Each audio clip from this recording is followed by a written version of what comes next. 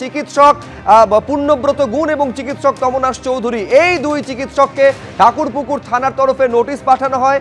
৪৮ ঘন্টার সময়সীমা বেঁধে দেওয়া হয় এবং সেই নোটিশ অনুসরণ করে নোটিশ মেনে তারা হাজিরা দিয়েছেন। জিজ্ঞাসাবাদ পর্বে কি হলো আমরা জানবো, সরাসরি কথা বলবো সন্দীপ সরকারের সঙ্গে। তবে তার আগে আপনাদের জানাই ৮ তারিখে মূলত যেটা তাদের বিরুদ্ধে অভিযোগ, ৮ তারিখে ৮ই অগাস্ট বিনা অনুমতিতে সাইকেল মিছিল তারা করেছিলেন। একাধিক ধারায় তারপরে মামলা রুজু করেছে পুলিশ, যে মর্মে দুজনকে তলব করা হয়েছিল। সরাসরি সন্দীপ সরকার আমাদের সঙ্গে রয়েছেন। এই যে জিজ্ঞাসাবাদ পর্ব হলো, মূলত কি অভিযোগ তাদের বিরুদ্ধে ছিল, জিজ্ঞাসাবাদ পর্বে কি কি প্রশ্নের সম্মুখীন তাদের হতে হলো? দেখো, ভারতীয় ন্যায় সংহিতার 285, 223 এবং 3-এর 5 ধারা এবং জাতীয় সড়ক আইনের 8-এর বি ধারা, এই 4টে ধারায় মূলত মামলা হয়েছিল। আইন অমান্য, সরকারি নির্দেশ না মানা এবং সম্মিলিত অপরাধ, এই ধারায় তাদের বিরুদ্ধে মামলা হয়েছে। সেই মামলা রুজু হয়েছিল। তাদেরকে নোটিশ পাঠানোর পর 48 ঘন্টার মধ্যে থানায় হাজিরা দিতে বলা হয়েছিল। সেই হাজিরা শেষ করে বেরিয়েছেন দুই চিকিৎসক, তমনাশ চৌধুরী এবং চিকিৎসক পুণ্যব্রত গুণ। ডক্টর চৌধুরী থানায় গেলেন, মোটামুটি আধ ঘন্টার মতো ছিলেন দেখলাম। পুলিশের তরফ থেকে কি জানতে চাওয়া হলো, আপনারাই বা কি জবাব দিলেন? পুলিশ জানতে চাইলেন আমরা সাইকেল মিছিলটা কেন করেছিলাম। তো আমরা বললাম আমরা অভয়ার ন্যায় বিচারের দাবিতে আমরা সাইকেল মিছিল করেছি। 8ই অগাস্ট ছিল সেই দিন, যার সেই রাত্রে আমাদের অভয়াকে নৃশংসভাবে হত্যা করা হয়েছিল। তাই আমরা ওই দিন প্রতিবাদ করার জন্য সাইকেল মিছিলের একটা আমরা পরিকল্পনা নিয়েছিলাম এবং সেটা করেছিলাম।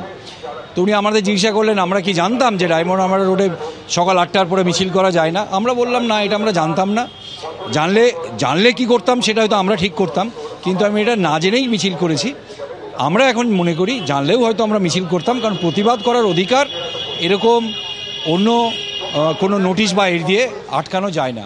তাই আমাদের এই কথা শোনার পরে ওনারা, যেহেতু আমরা বুঝলেন, হয়তো কী বুঝেছেন, আমাদেরকে বললেন যে আমরা যে এসেছি সেটা ওনারা রেকর্ড করলেন। এর বেশি খুব কিছু কথা ছিল না, শুধু কেন করেছি, জেনে করেছি, এই দু একটি প্রশ্ন করে ওনারা অত্যন্ত সৌহার্দ্যপূর্ণ ব্যবহার করেছেন। এটা আমাদের মনে হয়েছে যে আমরা যে প্রতিবাদ করেছি সেখানে কোথাও একটা মানবিকভাবে তার একটা কেউ হয়তো আমাদের সাথে আছে। জুনিয়র চিকিৎসকরা 6 জন 16টা নোটিশ পেয়েছে, 2 সিনিয়র চিকিৎসক নোটিশ পেয়েছে। এই সপ্তাহে ছিল 2024 সালে আইন অমান্য অনশন কর্মসূচি চলাকালীন বিভিন্ন ধারায় মামলা হয়েছে, তাদেরকে নোটিশ পাঠানো হয়েছে। তারপর আপনাদের দুজনের এই নোটিশ, কোনো যোগসূত্র রয়েছে? যোগসূত্র তো অবশ্যই আছে।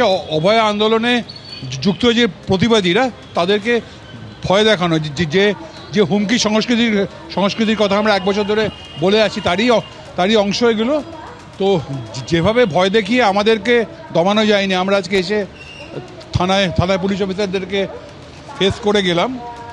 18 তারিখ, 19 তারিখ এবং 20 তারিখ যে সিনিয়র ডাক্তার এবং জুনিয়র ডাক্তারদেরকে ডাকা হয়েছে, তারাও হেয়ার স্ট্রিট থানায় এবং বউবাজার থানায় যাবেন। আজ যেমন আমরা থানার ভেতরে 4 জনই গেছি, কিন্তু বাইরে যে প্রতিবাদী মানুষের জমায়েত আপনারা দেখতে পাচ্ছেন, সেদিনও যে ডাক্তাররা থানায় যাবেন তাদের সঙ্গে প্রতিবাদী মানুষ বহু সংখ্যায় থাকবেন।